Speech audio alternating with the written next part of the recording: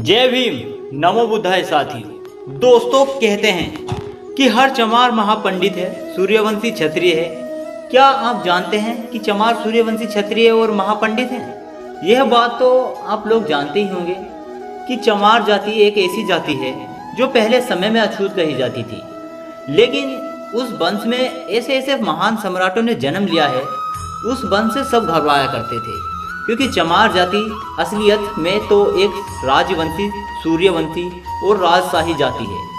यह तो आप सभी जानते होंगे। तो चलिए दोस्तों, जान लेते हैं चमार जाति के बारे में कुछ ऐसी जानकारी जिससे आज हम आपको रूबरू कराने वाले हैं कि चमार जाति की असलियत क्या है। तो चलिए दोस्तों, वीडियो को शुरू करते हैं। दोस्तों, हजारों वर्षों पहले एशिया महाद्वीप में एक राजवंश हुआ करता था, जिस वंश को हम इक्ष्वाकु राजवंश कहा करते थे। वैसे तो ये सूर्यवंशी और राजवंशी क्षत्रिय वंश हुआ करता था। इस वंश से सब घबराते थे। इस वंश में ऐसे ऐसे महान सम्राट पैदा हुए जिनकी आप कल्पना भी नहीं करते। इसी वंश में महान गौतम बुद्ध का जन्म हुआ, अशोक सम्राट का जन्म हुआ, चंद्रगुप्त मौर्य का जन्म हुआ और ऐसे महान सम्राटों ने इस वंश में जन्म लिया। लेकिन आजकल कुछ लोग, कुछ ऊंची जाति के लोग जो होते हैं, वो चमार जाति को बिछाड़ना चाहते हैं, चमार जाति को उखाड़ना चाहते हैं। लेकिन चमार जाति ऐसी वैसी जाति नहीं है दोस्तों। यह ऊंची जाति के लोग चमार जाति का हिंदूकरण करना चाहते हैं, इस परिवार को मिटाना चाहते हैं, लेकिन ऐसा कुछ नहीं है। जबकि सच्चाई यह है कि इक्ष्वाकु वंश जो है वह चमारों का ही वंश है।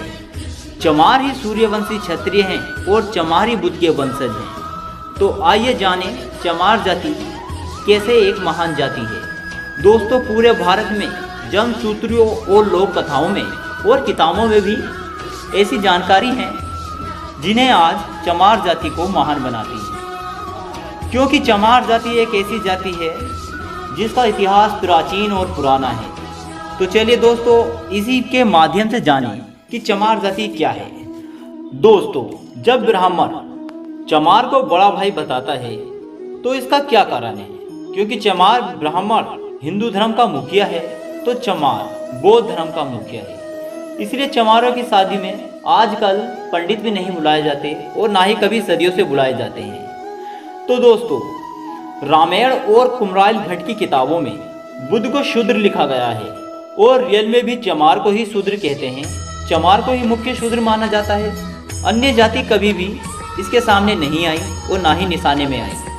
समस्त जातियों में सिर्फ चमार जाति ही ऐसी जाति है जो गरीब होने के बावजूद अपनी आन व शान पर मर मिटती है। वे कभी नहीं घबराते अगर बात उनकी मर्यादा पे आ जाए तो। और इस जाति में आज भी राजशाही गुण झलकते हैं। चमारों का घर गांव के बाहर अक्सर होता है, क्योंकि दोस्तों चमार ही गांव के राजा हुआ करते थे, इसलिए इनका गांव के बाहर घर हुआ करता था और अक्षर बना होता था। इनको ही गांव में ढीठ बाबा कहा जाता है।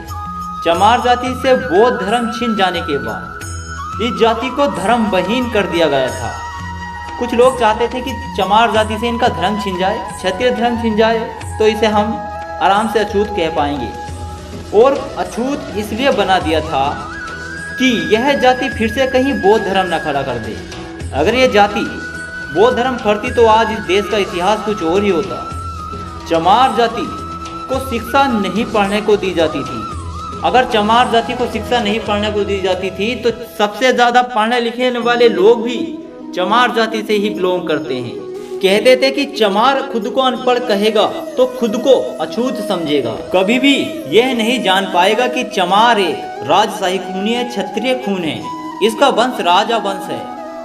इसीलिए चमारों को पढ़ने के लिए शिक्षा नहीं दी जाती थी कि चमार पढ़ेगा तो वह बौद्ध धर्म खड़ा कर देगा, फिर से एक बड़ी हस्ती बना देगा बौद्ध धर्म की। चमार खुद को इसलिए चमार कहलाना पसंद नहीं करते, क्योंकि चमार इनका नाम ही नहीं होता था। इनका नाम तो सूर्यवंशी क्षत्रिय राजाओं में से गिना जाता था।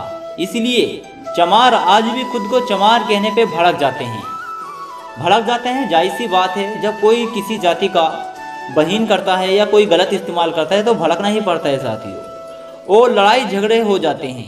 ब्राह्मणों में जिस तरह शुक्ल शर्मा आदि समस्त जातियां हैं, तो चमारों की भी समर्थक जातियां थी, जैसे कि कोरी चमार, नोनिया चमार, तांती चमार, दुसाध चमार, पासी चमार आदि। लेकिन चमारों की सत्ता विलुप्त होने के बाद इन सब में फूट पड़ गई, इनके बीच में लड़ाइयाँ हो गई और यह सब एक दूसरे से अलग हो गए।